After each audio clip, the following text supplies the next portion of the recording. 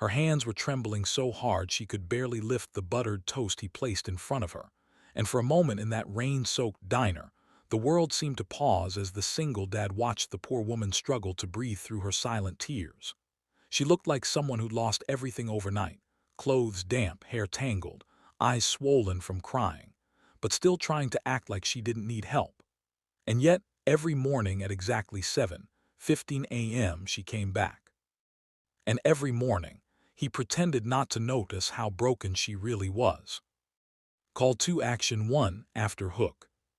Before the story unfolds, if you believe in kindness, second chances, and the power of compassion, please like, comment, share, and subscribe to our channel Ripple of Kindness. It helps us continue bringing powerful stories to you. No one knew why she always sat at the same booth by the rain-streaked window. No one knew her name. People whispered she was homeless, or running from someone, or just mentally lost.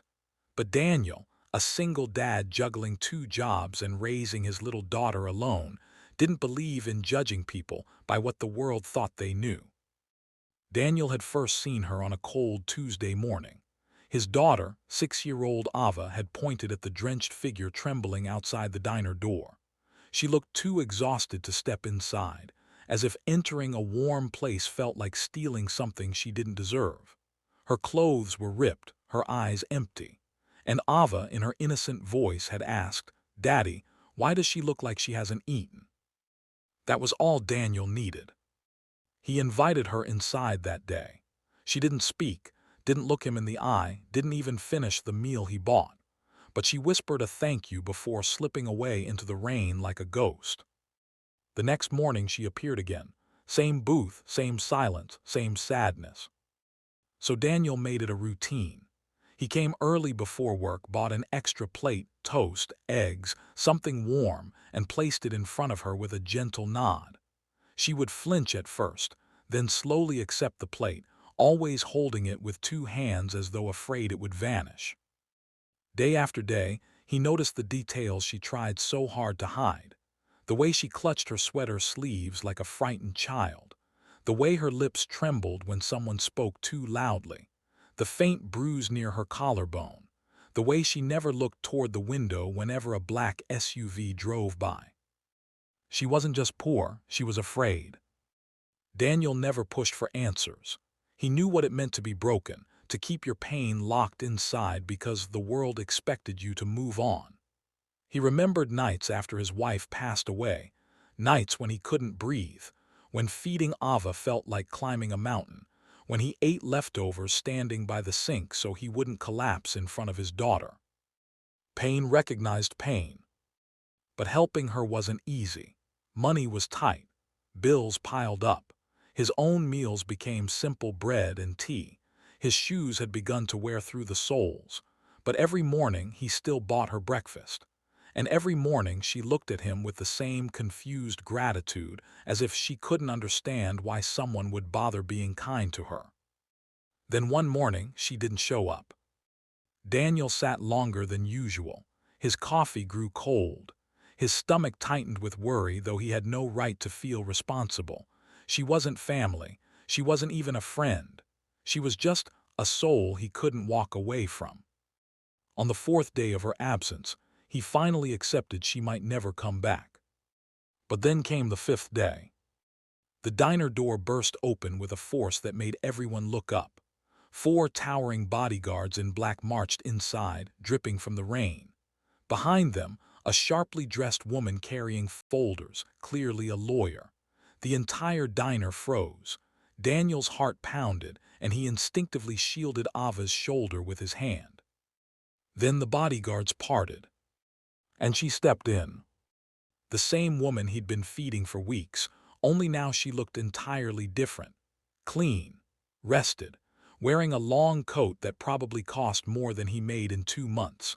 Her hair was combed, her face calm, her eyes clearer, though still glistening with something fragile. The lawyer approached Daniel first. She placed a document folder gently on the table, her voice soft but formal, explaining that the woman, whose real name was Emily, had been missing for weeks. She was a philanthropist, a businesswoman, someone constantly in the public eye.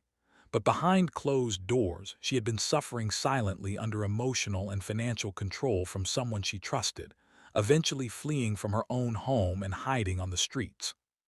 Emily stepped forward, and for the first time her voice didn't shake. She explained everything. How she had run with nothing but the clothes she was wearing. How she had chosen that diner because it stayed warm at dawn. How she'd been too ashamed to ask for help. How Daniel's small acts of kindness had kept her alive, literally alive. Then the bodyguards placed a small box on the table in front of him.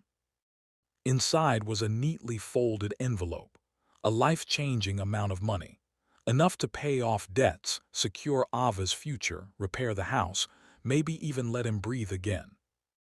Daniel's throat tightened. He wasn't a man who cried easily, but he felt something break inside him, not from sadness, but from the overwhelming realization that his kindness had been seen, felt, remembered. Emily wasn't paying him back. She was thanking him for believing. She deserved help long before she believed it herself. The diner was silent except for the soft patter of rain against the windows. Emily looked at Ava and smiled with tears in her eyes, telling her she had a good father, a father whose kindness had saved a woman he didn't even know. And Daniel, humble and overwhelmed, simply nodded, unable to speak. Call to Action 2, near ending. If this story touched your heart, please like, comment, share, and subscribe to Ripple of Kindness. It helps more people discover stories that remind us the world still has good people in it. Special request. Before the story ends, take a moment and comment below. Kindness matters. Let's fill the world with compassion, one message at a time. Emily's lawyers escorted her out, not as a broken stranger anymore, but as someone beginning a new chapter. And Daniel watched her go, holding Ava's hand, realizing that sometimes the smallest gestures, one warm meal, one quiet kindness, can change lives in ways we never expect. And in that quiet diner, he whispered a simple truth to himself, a truth that had carried him through his darkest days. Kindness doesn't need an audience. It only needs a heart willing to give.